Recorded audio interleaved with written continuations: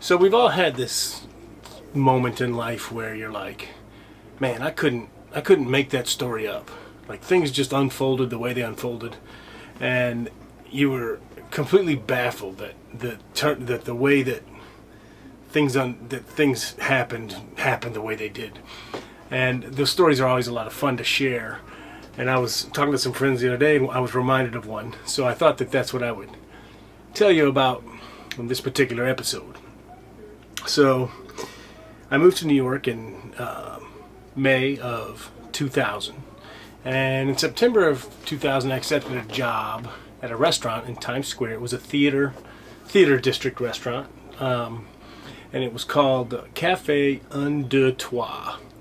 So it's a pretty famous theater district restaurant. It's doesn't get a lot of like tourism. For some reason, tourists tend to go to, the Hard Rock Cafe and Fridays, TGI Fridays, stuff like that. Which there's plenty of that in Times Square. So this place really catered more to New York theater lovers. So it was a really, really cool job, and a lot of celebrity clientele, Broadway celebrities and people that were, or just even major A-list celebrities that would be going to see or perform in Broadway shows. You'd get them either before or after the show quite often. If they were going to see one before or after, if they were hanging out with cast members, whatever the case may be. I had a lot of fun there. It was a good job. So I worked there until, I think it was February of '01. When I had the opportunity to manage this nightclub. So I went and I worked at this nightclub. And I was only there a few months. The owner and I didn't really take. But in the meantime, I had met the owner of Bar Coastal, which is where I worked for the following 20 years. And his name was Jason. And we had met, and my direct report at the nightclub, he had put in a good word for me with Jason, so I took that job. So I'm at Bar Coastal now, and I don't know when I started. I think it was May or June of '01, probably June. I think it was June. And so I haven't been at Cafe Un Deux Trois since February, and as I'm already getting kind of comfortable. I know some of the regulars and people as they're coming into Bar Coastal. You make quick friends behind the bar, and so one day this guy comes in, or lady, I actually don't remember what it was, but they had some tickets to this event in Bryant Park. So Bryant Park is down on 42nd Street and 6th Avenue, and it's just 3 blocks from Cafe Un Deux Trois. Okay, now a little bit before that, I had been auditioning quite a bit and trying to do as much work as I can. I was new to New York, and I wanted to, try to break into the Hollywood scene one way or another. So I'd done some extra work here and there, and auditioned for anything and everything I could. And one day, I think I was just randomly walking, and somebody had stopped me and asked if I was interested in being on TV. And of course, I was like, yeah. So they had just had me fill out this questionnaire, said that it was a game show, a dating show, and they needed singles and couples. And at the time, I was fully single. So I filled it out as a single, and that was that. Now, this would have been in the summer of 2000. So, a full year later was when I was at Bar Coastal. So while I'm at Bar Coastal, I get this somebody gave me tickets to this event at Bryant Park, and what it was the Microsoft XP software launch party. So you had to have a ticket. It was free, but you had to have a ticket to go. And it was kind of a neat thing. I mean, it was in Bryant Park, but there was a small concert that went along with it, and Sting was on the bill. So I was like, man, I want to go just because I wouldn't mind seeing Sting. So he only performed 2 or 3 songs, but I went to the show. So when I get there, I was coming from I lived in Brooklyn at the time, So I was coming from Brooklyn, and I had my backpack with me. Well, I get to the, how did this work? I get to the forgive me. Okay, so I get to the show, and the security at the show said that they wouldn't allow you to bring your backpack in, and it was just an open air park. But I was like, okay, whatever. So I took a moment, and I was like, I'll run over to Un Deux Trois. I left on good terms. I'll run over to Un Deux Trois and drop off my bag there. So I run over there, check with the manager. Hey, can I stuff this back here? I'm going over here. He said, yes, no problem. So I get back to, I go back, I watch the show, see Sting perform. It was pretty cool. In the meantime, and then after the show, I went back to Un Deux Trois. So it's maybe 2 hours later, 90 minutes to 2 hours later. I get back to Cafe Un Deux Trois, and I'm grabbing my bag, and the manager, Randy, comes up to me and says, hey, you got a call. And I was like, wait, what? He said, somebody called for you while you were gone. I was like, that didn't make any sense. And he goes, oh, well, I mean, was it somebody that was, looking for you over at the event? And I was like, no, nobody really even knew that I was going to this thing, and definitely nobody knows that I dropped off my bag here. I mean, again, this is pre-smartphone and everybody being on track, all that crap. So so he relayed the message to me, gave it to me, and I said, all right, well, thanks. And it was weird. I hadn't worked there since February, and this is late summer. So I go and I call these people back, and they say they want to have me on the show. And I'm like, what show? And they're like, well, you filled out a questionnaire for us.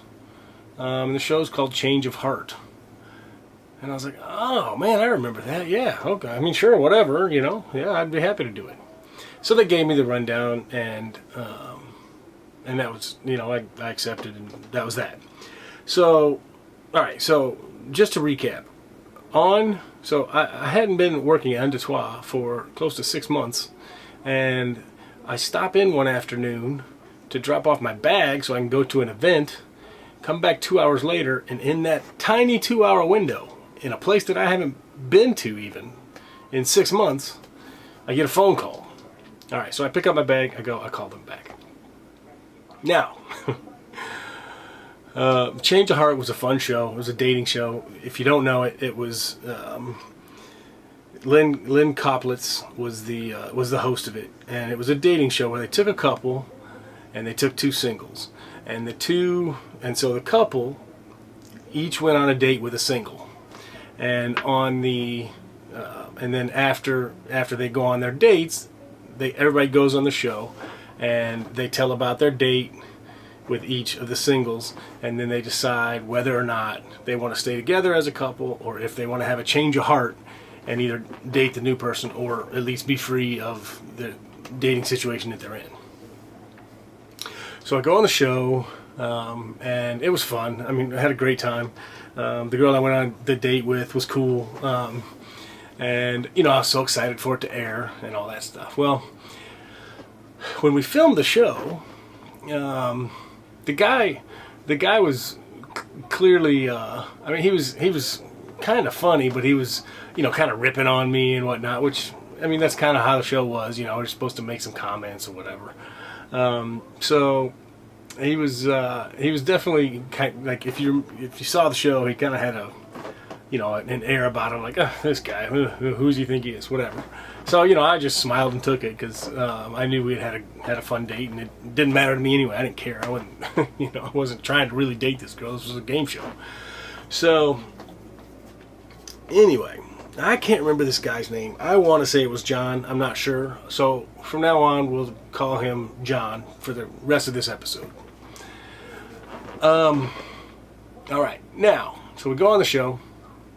After the show's over, that was it. Didn't think nothing more of it. It aired. I told all my friends and family, and so everybody watched it, tuned in, watched it, whatever. And it was different mixed feelings, because it probably wasn't really a show for kids, and so some of my friends were like, dude, you could have told us this was a little more than a PG show.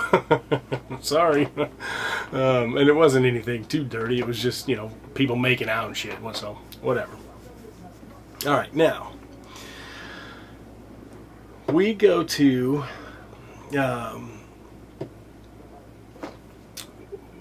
fast forward, let's say, 10 years. Let's say 8 years. It had to be somewhere in that, between 8 and 10 years. And I witnessed a car accident. I was walking home from work at like 4:30 in the morning, and this cab driver cut off this car, and kind of pushed him into a parked car. And the guy that was driving, not the cab, the guy that was driving the civilian car, it wasn't a real nice car. He slammed into a parked car, and I was just like, man, this guy's gonna have a hard time explaining how he slammed into a parked car. So I waited till the cops showed up, and I just wanted to be a witness. I wanted to let them know, hey, I saw this cab cut this guy off, basically push him into this parked car. It was just a crazy cab driving, whatever, and I just wanted to let you know that I witnessed it, and this guy was not at fault. So cops took my statement, blah blah blah. All right, now it's a year after that, and my phone, I get some message, and it's about, this guy keeps calling me every day, sometimes twice a day. Hey, this is so and so. I'm an investigator. So basically what it was this guy I think he was an investigator for the insurance company, like a claims rep or something. And he just wanted to take my statement to basically to make sure it matched with what I had put in my police statement or whatever, or what the police had in their statement. Because they were fighting with insurance to get money and blah, blah, blah. So I just kept ignoring it. I forgot about it. I was busy. I didn't give a shit. So I finally pick up the phone one day, and I was short with this guy. I was like, what? And he's like, dude, I know this is a pain in the ass. And he's like, this just sucks. He's like, it's always so hard for me to make these calls because I know you're busy and I know you won't. He's like, but he's like, it is my job, and I'm willing to do whatever you can. Like, I'll meet you in a coffee shop. I'll come to you. I just need you to make a statement and then sign it for me. That's it. He's like, I'll check. I'll come wherever you are. And I said, well, I work this weekend, and I'm behind the bar, so I can, there's some time in between that I can, if you want to come in, have lunch or something, and I can do it while we're there. And he's like, yeah, that's perfect. That's fine. He's like, I'll do that. So I said, all right, cool. Well, I work on 78th and 1st, it's Bar Coastal. He's like, wait a minute, Bar Coastal? And I said, yeah. And he goes, you're Mike? He's like, I was like, yeah, because he had my information, obviously. And he said, were you on Change of Heart like 10 years ago or 8 years ago, whatever it was? And I was like, yeah, how did you know that? And he's like, man, I was, again, let's call him John. He's like, I was John. I was the other guy. And I'm like, you got to be kidding me. He's like, no. And then it kind of registered his voice, and I'm like, that's crazy. He's like, yeah. He's like, I look forward to seeing you. I'll be up there. So he comes to the thing, and sure shit, it's this guy. And we just had this hilarious laugh because the odds of this unfolding the way it unfolded, it was just like, what? So anyway, he comes, he has lunch, I give my statement. He goes, you won't hear anything else from us. You don't have to go to court or nothing like that. I just needed this to file with the petition or whatever the hell they do. And so I was like, all right, cool. And I was like, man, it was great to see you. He's like, you too, man. He's like, hey, I'm sorry I called you a duck in a lime green sweater. Because I was in the show, I had worn a kind of sweater, and it was green. And he said, this guy looks like a duck in a lime green sweater. So he's like, I was like, I don't care, dude. That was the show. We had a good laugh about it, especially since it had been 8, 9, 10 years later. So he goes on. Now, that was the end of that, which was in itself pretty crazy. Now, move ahead to about 5 years ago. we had a freak storm out here in October in New York City. And it was in October, and it was a snowstorm. And it was like the leaves hadn't even started to fall off the trees yet. So you can imagine the damage that it caused. And if you don't understand what I mean, if you're not from a leafy place, all snow on trees with leaves is major weight. So this snowstorm came through, and we got like 8 inches or something crazy in October, and it came through, it snowed like crazy, and by midnight it all melted. Like, it was just literally a passing storm with the temperatures right. But this crazy snowstorm came, and like every tree in the city fell over. Like, things were uprooted. There was just so much weight on these leaves from all this wet snow. And it broke down trees, broke down power lines, it was something that nobody was prepared for, and nor should they have been. I mean, it was a freak of nature type thing. One of those storms that's just crazy. So I actually went out for a walk that night because it was just kind of neat. I mean, every street was almost shut off, kind of. It had power lines down everywhere. It was just a wild afternoon. But we still had power in our apartment, and so that night and one of the things that happened was the Long Island Railroad had shut down. They had trees fall on the tracks and power lines down, all that shit. So everybody, if you don't know, commutes from Long Island. Not everybody. All the people that live in Long Island, a good majority of them still work in the city. And the Long Island Railroad runs them back and forth in the mornings and nights, just like the subways. And it's a commute for tens of thousands of people every day. So this guy, I'm home, and I was cleaning my apartment, which in itself was a rarity. Like, it was always tidy or whatever, but it was like a neat mess.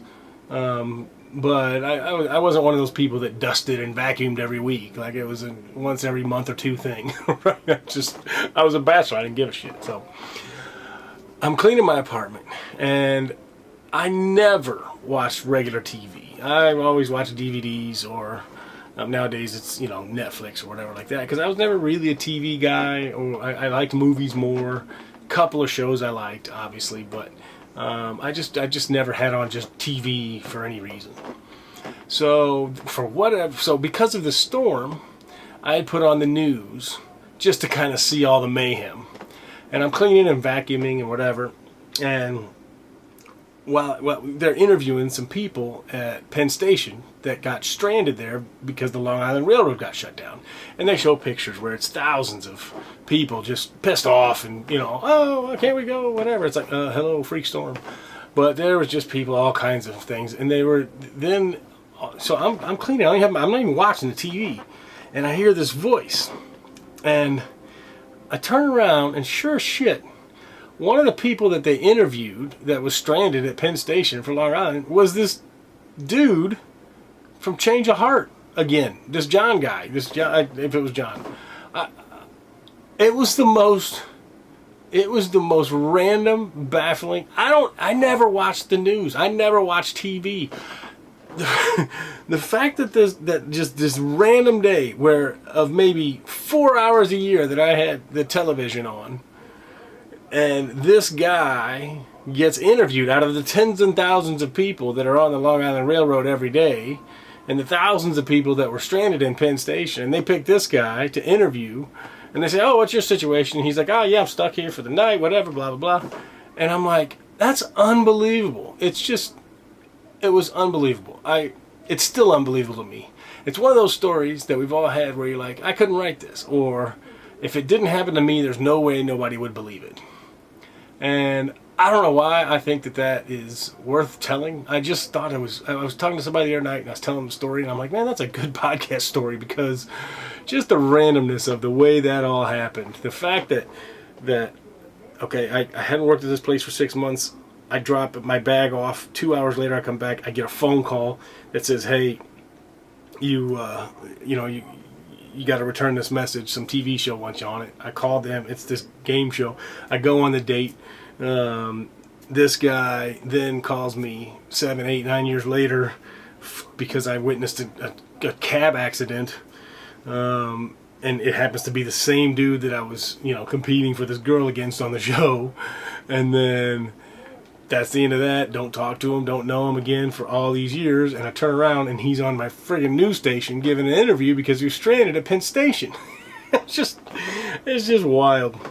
Anyway, all right. Well, that's my podcast for this week. I'm trying a new format here. I'm going to cut out a lot of the intro stuff, and I'm going to cut out a lot of the extra stuff. I really want to try to chop this down and make it better, make it more interesting, make it not as much dead time. And there's some dead time in this, obviously, because I lost my train of thought a time or two. But again, I'm going to continue to get it more compact and better as we get better.